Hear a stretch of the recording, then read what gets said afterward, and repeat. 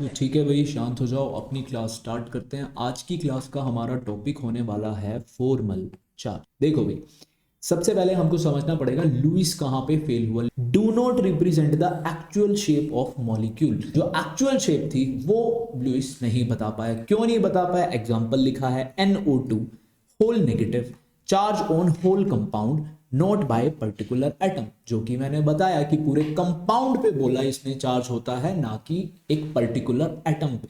हमारे formal charge ने कहा assign a charge on each atom.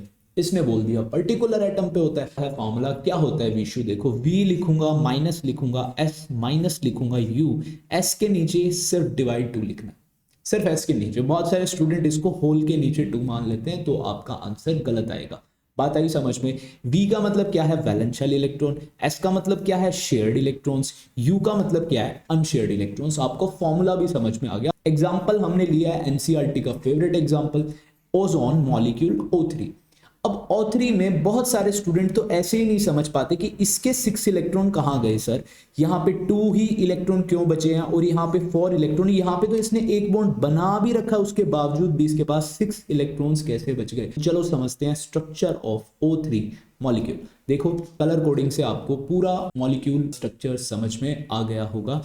Example, formal charge on oxygen number 1। Oxygen number 1। अब बहुत सारे स्टूडेंट कहेंगे सर इसके तो अनशेयर्ड इलेक्ट्रॉन 2 हैं, इसके वैलेंस इलेक्ट्रॉन 6 हैं और इसके शेयर्ड इलेक्ट्रॉन होंगे 1 2 3 4।